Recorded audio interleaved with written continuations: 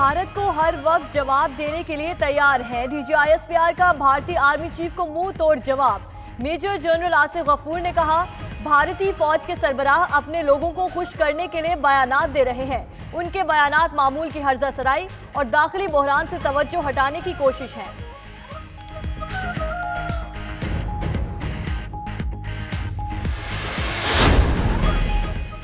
پاکستان، امریکہ اور ایران کم کرانے کے لیے سرگرم۔ شاہ محمود قریشی ایران اور سعودی عرب کا دورہ کریں گے۔ ترجمان دفتر خارجہ کے مطابق شاہ محمود قریشی آج تہران میں جواد ظریف سے ملاقات میں مشرق وسطیٰ کی صورتحال پر گفتگو کریں گے۔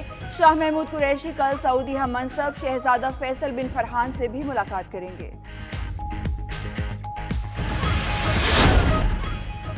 روسی صدر ولادیمیر پوٹن کی جرمن چانسلر اینجلا مرکل سے ملاقات۔ الیکشن کا سال ہے کہ نہیں سر؟ 2020 کا میچ اکٹھے دیکھتے ہیں الیکشن ہو رہا ہے کہ نہیں؟ Thank you very much, thank you very much. Sir آپ کا وزیر اعظم کے طور پہ نام آ رہا ہے، آپ کیا کہیں گے؟ یہ تو 20 سال سے اسی طرح ہوتا رہا ہے، 20 سال سے اسی طرح ہوتا رہا ہے۔ 2020 میں شہباز شریف کا سیاسی 2020 کا اعلان۔ لندن میں وزیر اعظم بننے کا سوال ہوا تو بولے ایسا تو 20 سال سے ہو رہا ہے۔ مزید کہا آرمی چیف کی توسیع پر حکومت نے بدنیتی کی، مسئلہ ایکسٹینشن نہیں غربت، بے روزگاری اور تعلیم ہے۔ ادھر لندن فلائٹس پہ نواز شریف سے حامد کرزئی کی ملاقات بھی ہوئی۔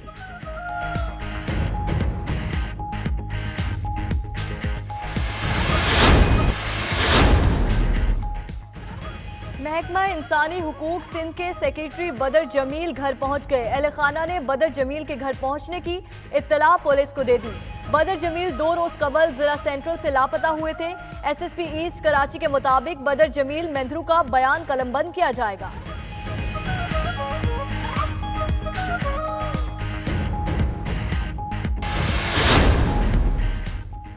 حکومت اور گوڈز ٹرانسپورٹرز کے مذاکرات ناکام۔ گورنر ہاؤس کراچی میں وفاقی حکومت کا بعض مطالبات ماننے سے انکار۔ صدر آل پاکستان گوڈز ٹرانسپورٹرز نظام الدین کا کہنا ہے حکومت کا مطالبات پر سنجیدہ نہیں۔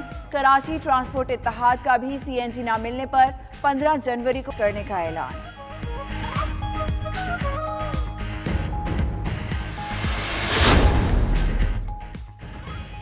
کوئٹہ، زیارت، کلات، ذوب، مستونگ، چاغی، ماشکیل، خانوزئی سمیت دیگر اضلاع میں بھی برف باری کا سلسلہ جاری۔ جوب، ہرنائی، زیارت، ماشکیل میں سڑکیں بند، کئی گاڑیاں پھنس گئیں۔ امدادی ٹیمیں برف باری سے متاثرہ علاقوں میں خوراک، راشن، ادویات تقسیم کرنے اور راستے کھولنے پہنچ گئیں۔ لاہور سمیت پنجاب کے مختلف شہروں میں رات گئے بوندا باندی۔ کراچی میں آج بادل برسیں گے۔ منفرد لب و لہجے کے رومانی اور انقلابی شاعر احمد فراز کا 89واں یوم پیدائش۔ احمد فراز کا کلام اردو ادب کا بیش قیمتی سرمایہ، رہتی دنیا تک اہل علم ادب کے ساتھ شاعری کے مطالعے کے شائقین مستفیض ہوتے رہیں گے۔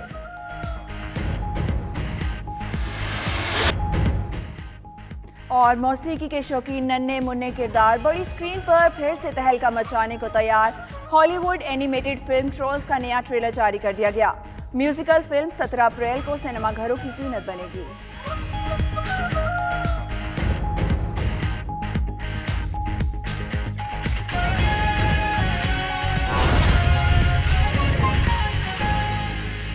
جو ہمارا پاکستانی ڈائسپورا ہے ان کی پاکستان کے ساتھ محبت کا منہ بولتا ثبوت ہے۔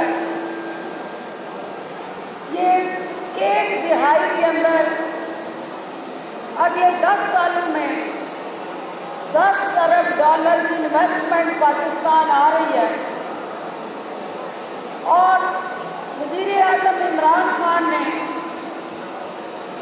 پاکستانیوں سے یہ وعدہ کیا ہے کہ میں نے پاکستان کا درخشاں روشن چہرہ، ایک ایسا پاکستان جو انویسٹر فرینڈلی ہو، ایسا پاکستان جہاں ایز آف ڈوئنگ بزنس کے ہر طرح کے مواقع ہوں، جہاں ہمارا ہر وہ اوورسیز پاکستانی جو اپنے گھر کے اندر آ کے इसकी तमीर व तरक्की में हिस्सा डालना चाहता हो उसको एक आइडियल कंड्यूसिव एनवायरनमेंट प्रोवाइड करना, फिर उसकी इन्वेस्टमेंट को प्रोटेक्ट करना और फिर ओवरऑल एक ऐसा एनवायरनमेंट क्रिएट करना कि हर पाकिस्तानी अपने घर के अंदर एक महफूज सरमायाकारी के अंदर हिस्सेदार बने। आज मैं कैपिटल स्मार्ट सिटी की वो तमाम टीम जिन्होंने इस मंसूबे को सोचा, फिर इसको प्लान किया, फिर उसको प्रॉपरली ऑन ग्राउंड जो है इन्वेस्टमेंट फ्रेंडली प्रोजेक्ट के तौर पे लॉन्च किया। आज की ये पुरवकार तकरीब इनकी लगन, पाकिस्तान के साथ मोहब्बत और पाकिस्तानियों के लिए साहिबान फराहम करने की जो कमिटमेंट है उसकी अक्कासी कर रही है। वज़ीर आज़म पाकिस्तान ने ये अहद किया हुआ है कि उन्होंने पिछड़े हुए तबकात को छत फराहम करनी है, साहिबान देना है।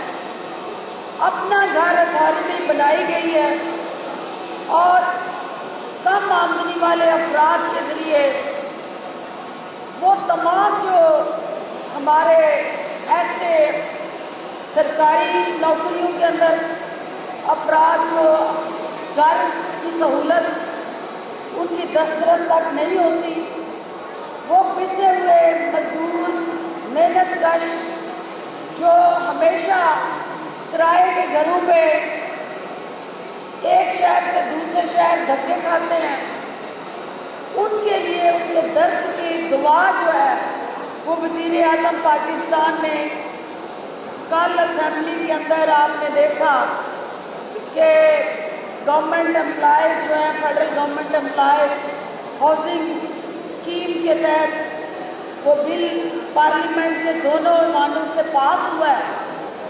ये एक तरफ है गवर्नमेंट इनिशिएटिव, वज़ीर आज़म इस हकीकत से आगाह है कि जब मुल्क के अंदर कंस्ट्रक्शन इंडस्ट्री चलती है, इसके साथ 40 और सनदें जो है उनका पहिया चलता है, और जब सनद का पहिया चलता है तो फिर गरीब के घर का चूल्हा चलता है, क्योंकि जॉब्स आती हैं, वेल्थ क्रिएशन की अपॉर्चुनिटीज़ आती हैं और मुआशरे के अंदर एक हार्मनी आती है।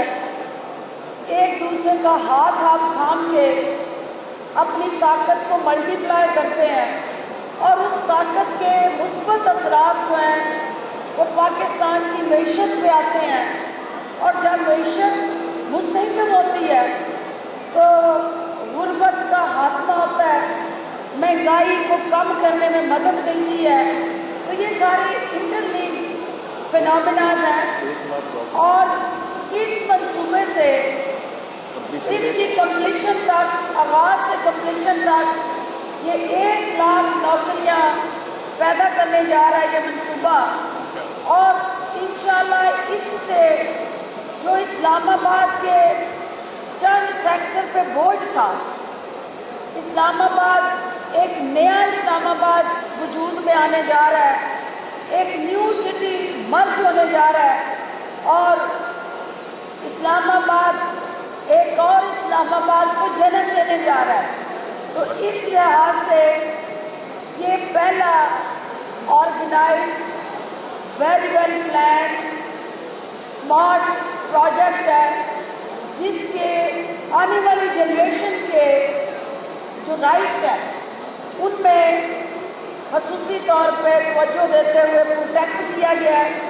मैं इस मंसूबे को देख रही थी कि प्राइम मिनिस्टर की जो सोच है कि हमने हॉरिजेंटल नहीं वर्टिकल स्ट्रक्चर की तरफ जाना है, हमने अपनी ज़मीन का बेहतरीन इस्तेमाल करना है और जहाँ नई कम्युनिटी आबाद हो वहाँ हेल्थ केयर को इंश्योर किया जा